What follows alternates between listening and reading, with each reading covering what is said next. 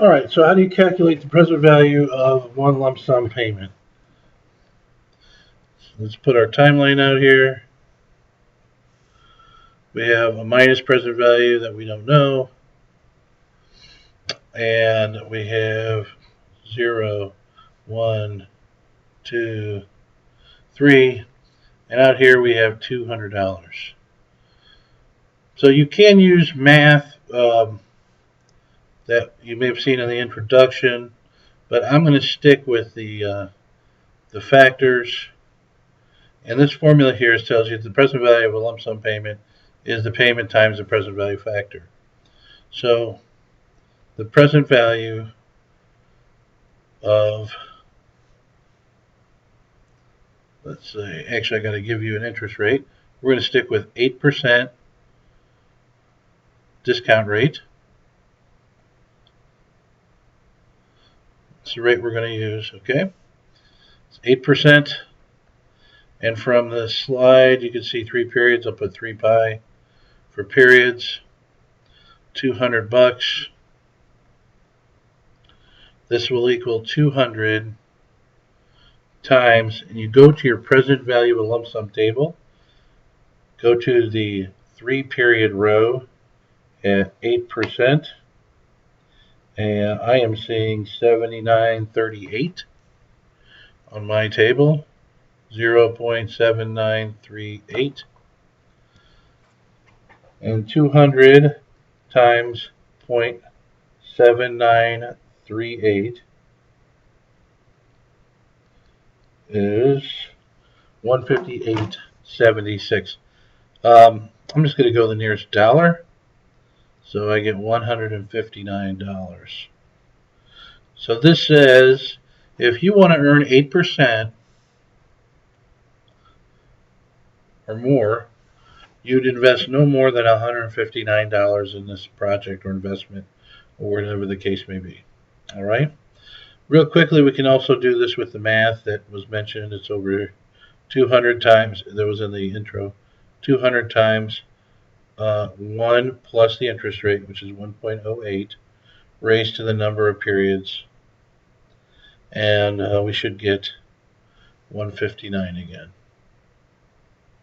All right, so that's a present value of a lump sum using the present value factors.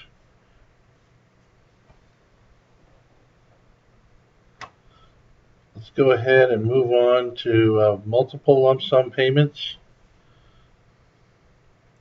Again, with the timeline, we'll have 0, 1, 2, 3. So we have $200 here, and we have $200 here. And the question is, what is the present value? If you present value individual amounts, then you can just add them together. So you'll have present value equals the present value of the first payment, which we did before, of the third year payment, 0.7938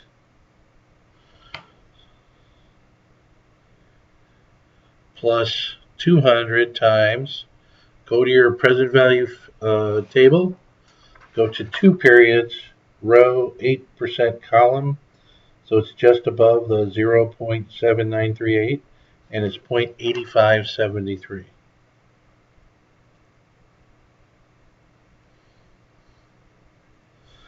All right, and we calculated this last time. It was 159, and 200 times 0.8573.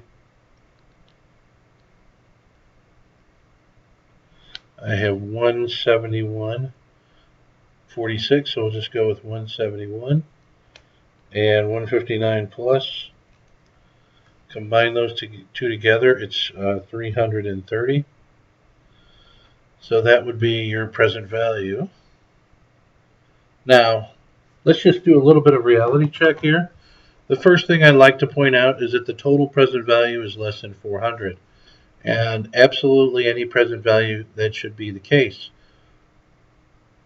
Because there's a cost to waiting for money. So if you're willing to wait, typically you'll earn a return. If not, you would just consume it or put it on your mattress or whatever. Okay, so you're only willing to do the investment because you expect some kind of return, which means you're paying $300 today to get $400 in cash flows in the future. All right, this one is still at 8%. Okay, so this is telling you if you invested in this, you'd expect to get an 8% return. If you paid $300 for these 202 years and 203 years, you'd be earning an 8% return. The other thing that's interesting between this year 3 cash flow and the year 2 cash flow is the year 2 cash flow, they're both discounted 8%, is higher, and that is also correct. All right, so if you did this problem and they use the same interest rate and the year 2 cash flow was less than 159, you knew you made a mistake. Maybe you looked at the wrong column or did something, inverted a number when you're hitting your calculator or something. Because the longer you have to wait for money, the less it's worth today. So if you have to wait 3 years, it's for 200, it's 159. If you wait 2 years, it's just 171. All right, so that's present value of a lump sum and present value of multiple lump sum payments. The big trick here is once you get all the present values to the same point in time, and in this case it was 0, you can add them together. So when you calculate present values to the same point in time, you can just add those numbers together.